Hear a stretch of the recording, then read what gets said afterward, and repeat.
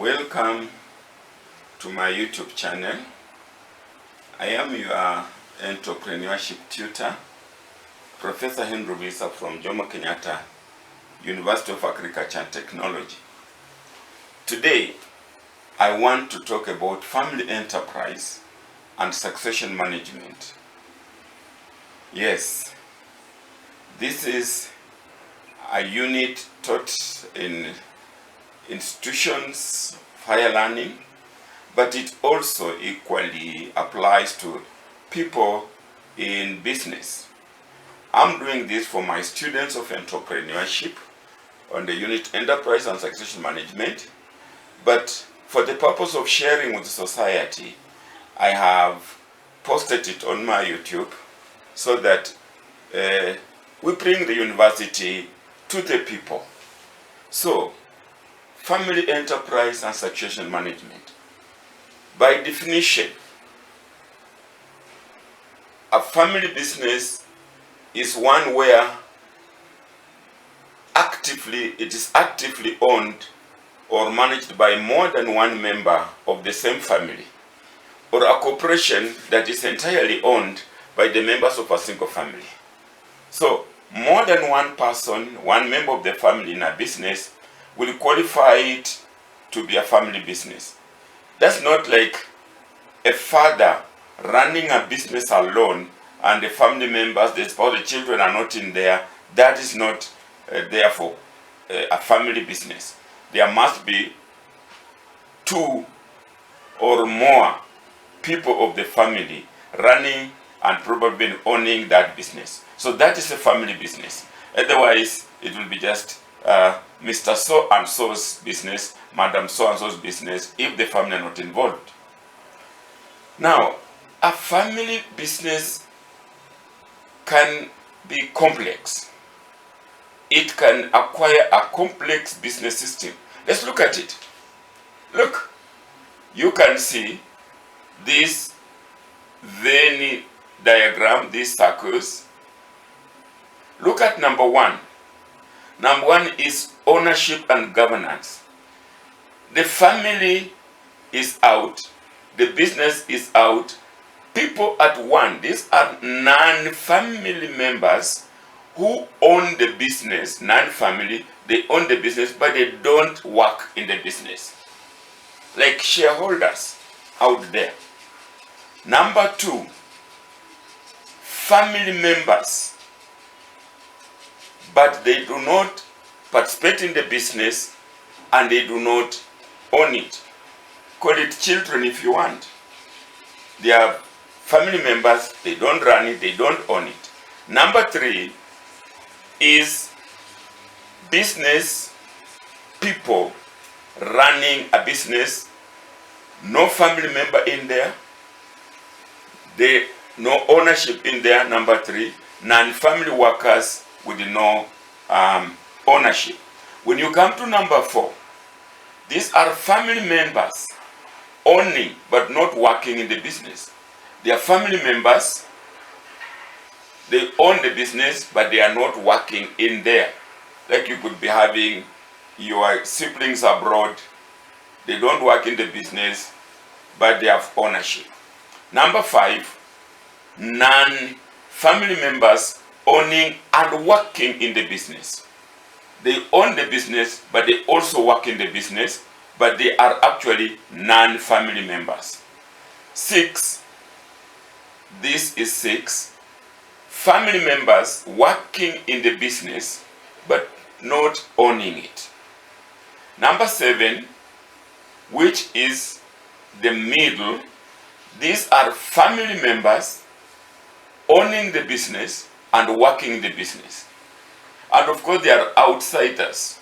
We call them other stakeholders. These are non-family members.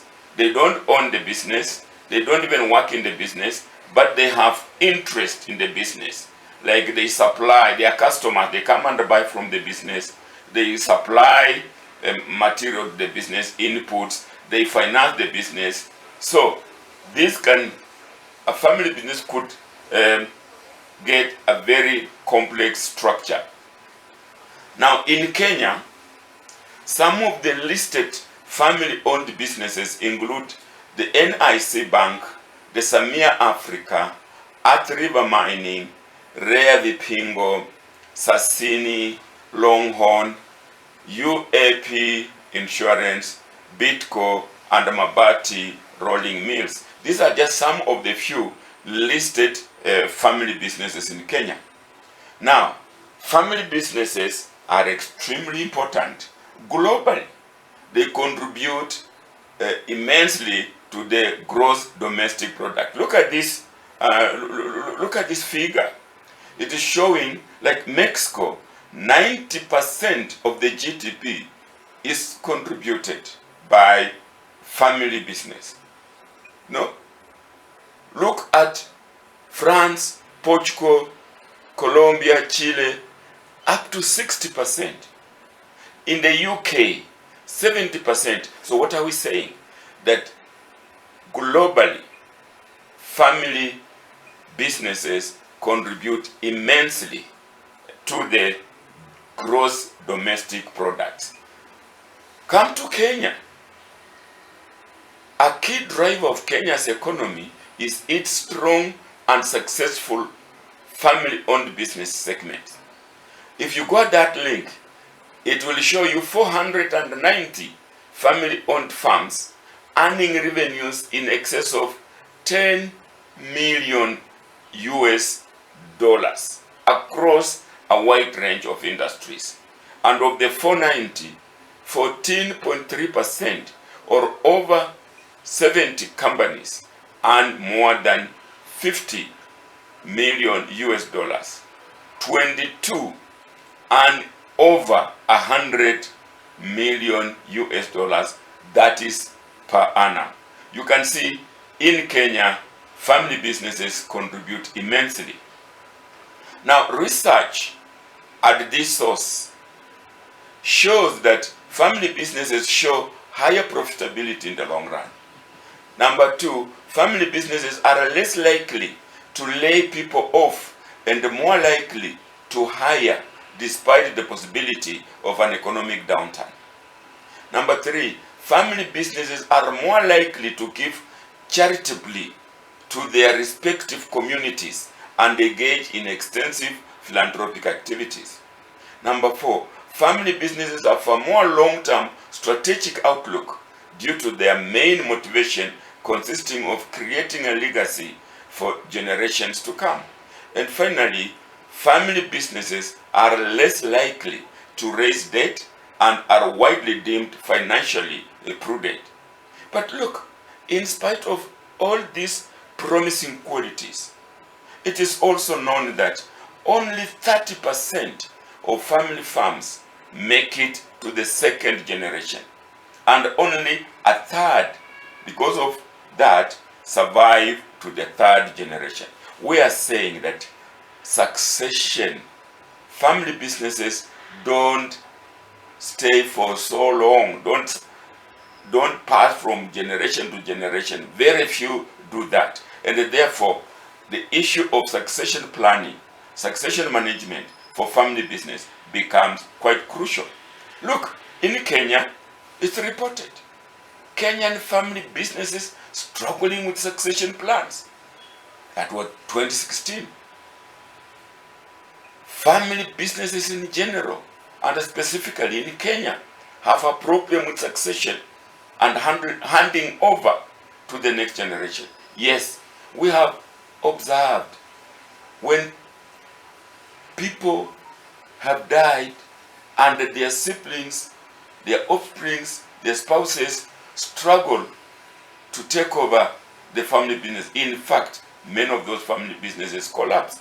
Look, 2019, only 26% of Kenyan family farms plan for succession of the chief executive officer. Look, a survey at that source, the family business lacks succession plan. What are we saying? That Kenya, and indeed not just in Kenya, globally, succession planning for family businesses is appropriate. And yet, the family businesses play a crucial role. They contribute immensely. But then, what is succession planning? Succession planning is a specific type of exit strategy for the owner. A succession plan is designed to ensure the continuation of the business once the owner moves on to other opportunities or passes on.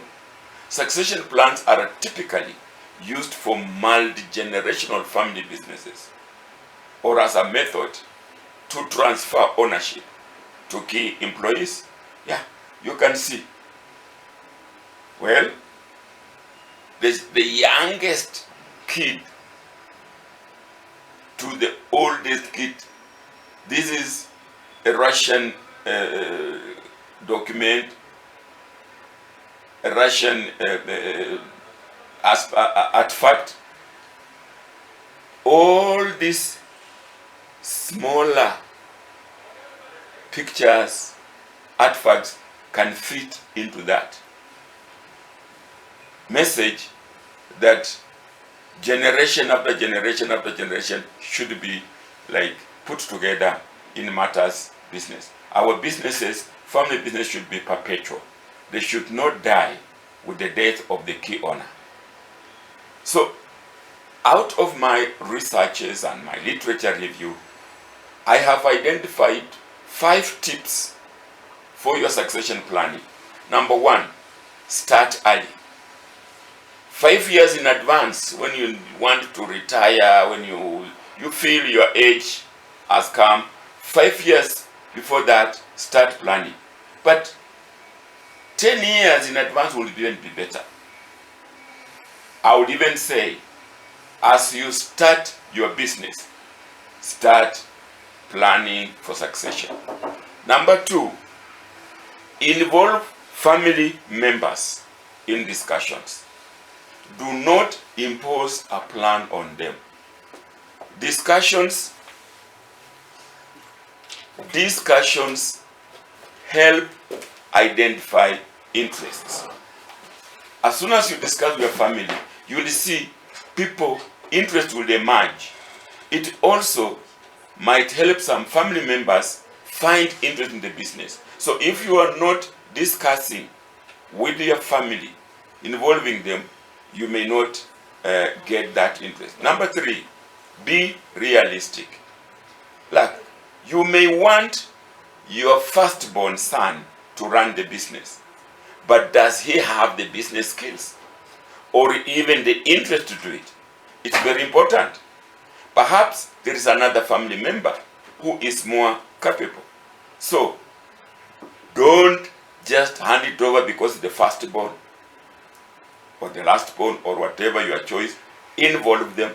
Be realistic. Number 4, train your successors. Surely, how can you expect your successor to take over and run your business successfully if you haven't spent any time training him? Your succession planning will have a much better chance of success if you work with your successors for a year or 2 before you hand over the reins. Then don't shy away from getting outside help. Lawyers, accountants, financial advisors, and others can help you put together a succession plan. I have seen people who hold on to the business for too long, and by the time they give up, in fact, for some, it is death that drops them and their succession planning gets spoiled. So, I have developed this guide to planning a family business succession plan. Number 1, get some family meetings. Have a candid conversation about the future of the company. Let the family members give their views. As they start giving their views, they probably are already started owning that business. Then, talent plan. The conversation should identify interests and help generate a talent development plan as a path for onboarding into the organization, into the business. 3, succession plan. Now you can do a formal succession plan. It will allow track the progress of individual family members throughout the business. But perhaps more importantly, it communicates your plan for the future across the business. And lastly, handover. Hand over control and respect it. Do not hang on the business for too long. Without mentioning names, I did a research on somebody who was very successful here in Kenya, but this person did not hand over the business even in his very old age, and by the time he died, none of the family members could manage the business. The business actually collapsed. So, further to my guide, I have developed like 5 more steps. 1, in matters of summary, identify key areas and position the business. In every business, there are some key positions, some key areas that are important or that can dictate succession. So identify those. Is it the accounting position? It is procurement position? Whichever area, identify it. And then after you have identified it, then identify the capabilities required for that key area or those key positions. Then step 3, identify interested family members. Step 4, build the competencies of the interested members. Train them, get them, induct them. Step 5, keep assessing the progress of step 4. Are they picking it? Are they not picking it? So that could be a guide for your succession management. So let me try to walk you through a possible family business succession journey. We can call it a model of succession in family business. Stage 1, start at the pre-business stage. The child becomes aware of the facets of the business.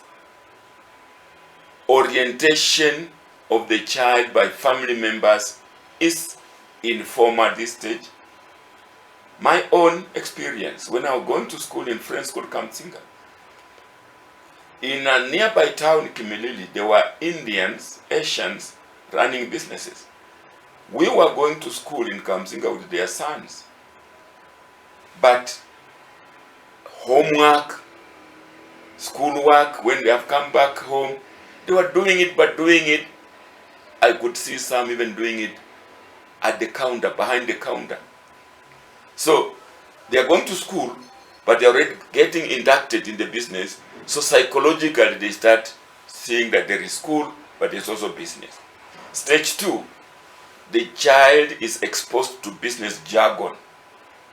Talk accounting, talk money, talk about employees, talk about the business environment, about the child, talk of profit, talk of loss, So the jargon of the business starts even at lunch table, at supper table. Once in a while, introduce those jargon. Stage 3, the child works as part-time employee. Let the child start working as part-time employee. I was in Zambia, and this boy told me flatly that he was not going to take over from his father. But this was on the farm, a very successful farm business. He told me that he works on the farm with the employees, but the father never pays him. He uses him just as a family, so he's not interested, but he's doing what the employees are doing. So the interest was not there because the father was just forcing them to work on the farm. So let them work part-time employees. After all, they are making, productivity is increasing.